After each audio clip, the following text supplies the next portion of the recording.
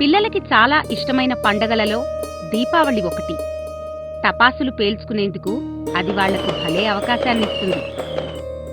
సాధారణంగా నవంబర్లో వచ్చే ఆశ్వీజ మాసంలో దీపావళిని జరుపుకుంటారు.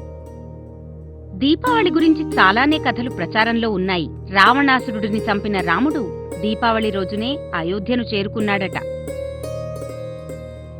విష్ణుమూర్తి అవతారమైన వామనుడు బలిచక్రవర్తిని ఇదే రోజున ఓడించాడట.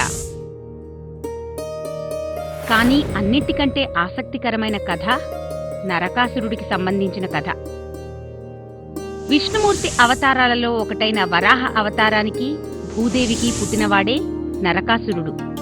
అతనిలో రాక్షస లక్షణాలు స్పష్టంగా కనిపించడంతో ఎప్పటికైనా అతని చావు విష్ణుమూర్తి చేతిలోనే ఉందని భయపడింది భూదేవి. అందుకని ఎట్టి పరిస్థితుల్లోనూ నరకాసురుడిని చంపవద్దని విష్ణువుని కోరుకుంది. విష్ణుమూర్తి కాసేపు ఆలోచించి, సరే, నేను నీకో వరాన్ని ఇస్తున్నాను, నువ్వు తప్ప నరకాసురుణ్ణి ఎవ్వరూ చంపలేరు అన్నాడు. ఆ మాట వినగానే భూదేవి సంతోషపడింది.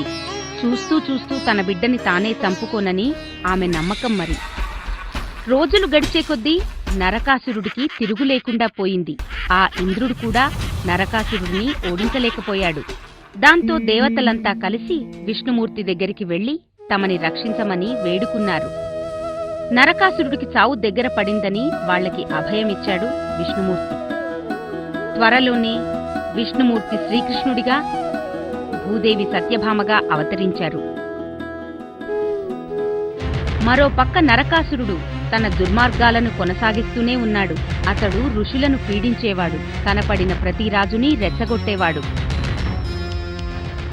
అలా ఒకసారి శ్రీకృష్ణుడినే ఎదుర్కొన్నాడు నరకాసురుడు. నరకాసురుని చావు భూదేవి చేతిలోనే ఉందని శ్రీకృష్ణుడికి తెలుసు. అందుకనే తనతో పాటు యుద్ధానికి వస్తానని సత్యభామ చెప్పినప్పుడు ఆయన అడ్డు చెప్పనే లేదు. నరకాసురుడికి శ్రీకృష్ణుడికి యుద్ధం మొదలైంది.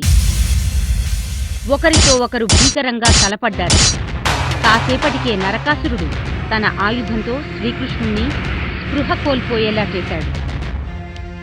అంతే, ఇక సత్యభామే స్వయంగా నరకాసురుడితో యుద్ధానికి దిగింది. అతన్ని ధైర్యంగా ఎదుర్కోవడమే కాదు, తన బాణాలను నేరుగా అతని గుండెలకు గురిపెట్టింది. ఆ బాణాల ధాటికి నరకుడు నేలకూలక తప్పలేదు. నరకాసురుడు చనిపోయిన ఆ రోజుని నరక చతుర్దశి పేరుతో పిలుస్తూ ఆ విజయానికి గుర్తుగా మర్నాడు దీపాలను, టపాసులను వెలిగిస్తూ సంబరాలు చేసుకుంటారు. అసలు దీపావళి అంటేనే దీపాల వరుస అని అర్థం.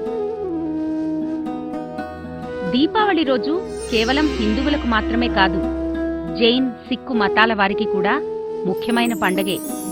జైన తీర్థంకరులలో చివరివారైన వర్ధమాన మహావీరుడు నిర్యాణం చెందింది ఈ రోజునే. హిందువులు ఈరోజు లక్ష్మీదేవిని కూడా చాలా శ్రద్ధగా పూజిస్తారు. లక్ష్మీదేవి ఆ రోజున తన భక్తుల ఇళ్లకు వస్తుందని ఓ నమ్మకం.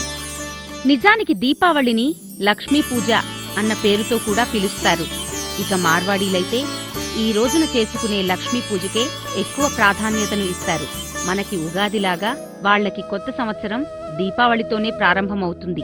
దీపావళి రోజున ప్రతి ఒక్కరూ ఉదయాన్నే నిద్రలేచి తలమీద నుంచి స్నానం చేసి కొత్త బట్టలు వేసుకుని పిండి వంటలు చేసుకుని అమ్మవారిని పూజిస్తారు.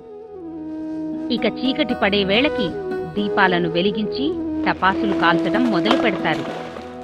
అమావాస్య రోజున కాల్చుకునే దీపావళి మందుగుండుతో చీకటే పారిపోతుంది. దీపావళి రోజున వెలిగించే మందుగుండు వల్ల శీతాకాలంలోని చలి తగ్గటమే కాదు, ఆ సమయంలో ఉండే హానికారక క్రిములు కూడా చనిపోతాయిట. దీపావళి రాత్రి గడుస్తూ నిదానంగా టపాసుల మోత కూడా సద్దుమణుగుతుంది. మళ్లీ దీపావళి దాకా ఉండే ఉత్సాహాన్ని నింపుకుని పిల్లలంతా నిద్రలోకి జారుకుంటారు. మరి ఇలాంటి మంచి మంచి పద్యాలు, పాటలు, కథలు చూడాలనుందా? ఇంకెందుకు ఆలస్యం? వెంటనే మీ అమ్మా నాన్నలకు చెప్పి మాకు సబ్స్క్రైబ్ చేయించరా? ఈలోగా మేము మీకోసం బోలెడు వీడియోలను తయారు చేసే ప్రయత్నంలో ఉంటాం. అంతవరకు సెలవా మరి. టాటా.